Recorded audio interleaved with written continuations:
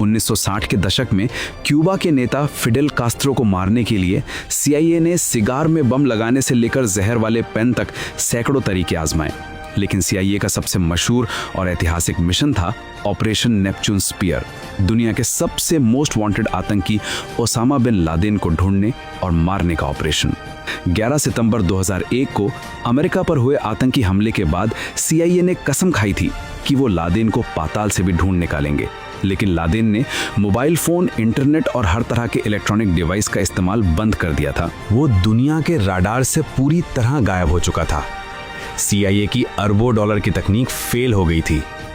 तब CIA ने पुराने तरीके का इस्तेमाल किया, ह्यूमन इंटेलिजेंस। उन्हें लादेन के एक भरोसेमंद कुरियर अबू अहमद अल कुवैती का सुराग मिला। CIA ने सालों तक उस कुरियर का पीछा किया।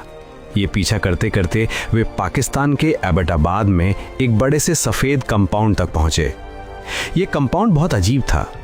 इसकी दीवारें 18 फीट ऊंची थीं, कोई इंटरनेट या फोन लाइन नहीं थी और घर का कचरा बाहर फेंकने के बजाय अंदर ही जलाया जाता था। CIA को शक हुआ कि हो ना हो लादेन यहीं छुपा है। इस शक को पुख्ता करने के लिए CIA ने एक फर्जी वैक्सीनेशन कैंपेन चलाया। डॉक्टर शकील अफरीदी नाम के एक पाकिस्तानी डॉक्टर की मदद से उन्होंने उस कंपाउंड के बच्चों का DNA सैंपल लेने की कोशिश की ताकि ये साबित हो सके कि वो लादेन के रिश्तेदार हैं। आसमान से CIA के स्टेल्थ ड्रोन्स लगातार उस घर की निगरानी कर रहे थे। उन्होंने घर के अंदर एक लंबे आदमी को टहलते हुए देखा, जिसे उन्होंने पेसर नाम दिया। उनकी चाल ढाल लादेन से मिलती थी। जब ओबामा ने हरी झंडी दी तो CIA के निर्देशन में नेवी सील्स की टीम ने पाकिस्तान के राडार को चकमा देते हुए रात के अंधेरे में एबटाबाद में घुसपैठ की। सिर्फ 38 मिनट के अंदर दुनिया के सबसे खतरनाक आतंकी को ढेर कर दिया गया और उसका शव लेकर अमेरिकी वापस लौट गए। पाकिस्तान की सेना और खुफिया एजेंसी ISI को भनक तक नहीं लगी कि उनके घर के अंदर अमेरिका आकर एक ऑपरेशन कर गया। ये CIA के रिसोर्सेज और प्लानिंग का चरम था।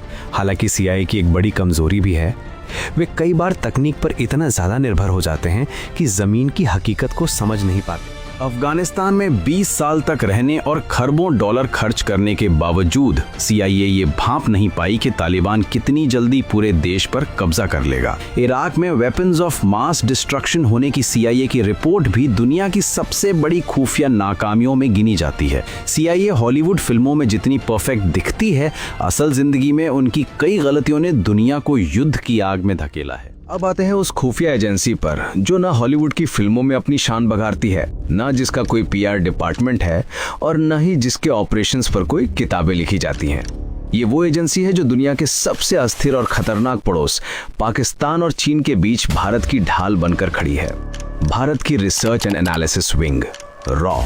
1962 में चीन और 1965 में पाकिस्तान के साथ हुए युद्ध के बाद भारत सरकार को एहसास हुआ कि इंटेलिजेंस ब्यूरो जो देश के अंदर और बाहर दोनों जगह का काम देख रही थी वो काफी नहीं है। भारत को एक ऐसी डेडिकेटेड एजेंसी चाहिए थी जो सिर्फ देश के बाहर काम करे। 21 सितंबर 1968 को एक महान और रहस्यमय व्यक्ति रामेश्वर नाथ काफ के नेतृत्व में रॉ का गठन हुआ। काफ साहब का मानना था कि एक बेहतरीन जासूस वो है जिसे कोई न जानता हो।